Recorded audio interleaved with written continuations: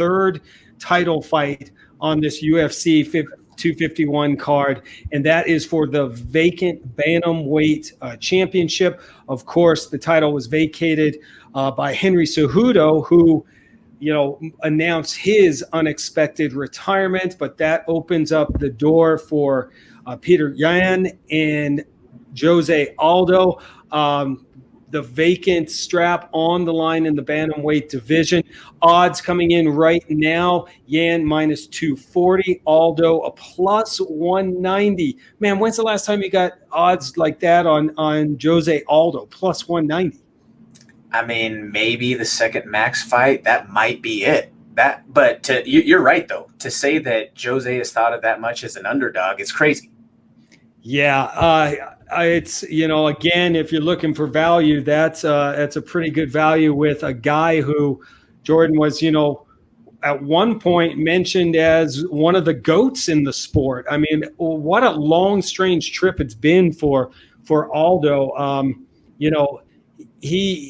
It seems like after all that he had going for him, he defended his belt 9 times, was on, I believe, an 18-fight win streak.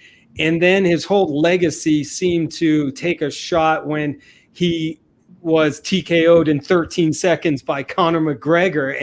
And things just have been all over the place since. He did regain his 145-pound strap, but he's going into this fight at UFC 251 on a 2-fight losing streak, including his bantamweight debut in December. So he's got a lot of X factors going into this fight. Definitely, and I think that this was people were kind of criticizing this matchup for the title fight. I think from a business perspective, this was 100% the title fight to make. One, for a vacant title, you bring in, if Aldo does pull it off, well, then you bring him back into discussion. You play up all the prestige of his entire career, that he's now then a 2-division champ. He had a late career renaissance to where he adds an additional strap to the mix. But then in turn, if Yan pulls it off, well, he then beat future Hall of Famer, former, longtime and all-time great Jose Aldo. I think a big factor, though, within this run, and it's something that's always perplexed me in the last few fights with Jose Aldo, and something that he really rose to his dominance with, we've seen a severe absence of leg kicks. So I've questioned if maybe he's had a knee injury or something to that effect that's reduced his ability to throw those leg kicks. But when I think of the dominant Aldo from all those, I mean, the very first image that comes into my head is Uriah Faber's leg. Oh, yeah. But we haven't seen that in the last in the last couple of years from Aldo. We just haven't seen the volume of leg kicks. And I think that that's something that could really be a neutralizing factor for someone who has such heavy hands like Yan does. Mm-hmm. Yeah, Yan has just been destroying everyone in his path. Quick rise in the UFC, 6-0. And he had his success isn't shocking. I mean, he came in highly anticipated.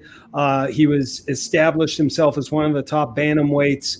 But when he came in and just win after win, really took some people by surprise, but then got him noticed. And I think taking out MMA pioneer Uriah Faber really just pushed him up that extra tier.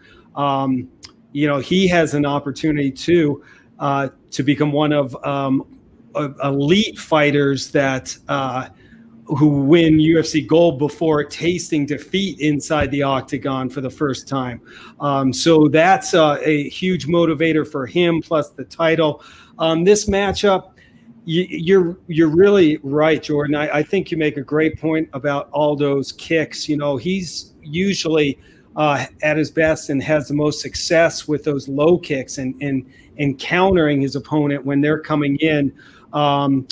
We'll see if Yan can keep the streak going.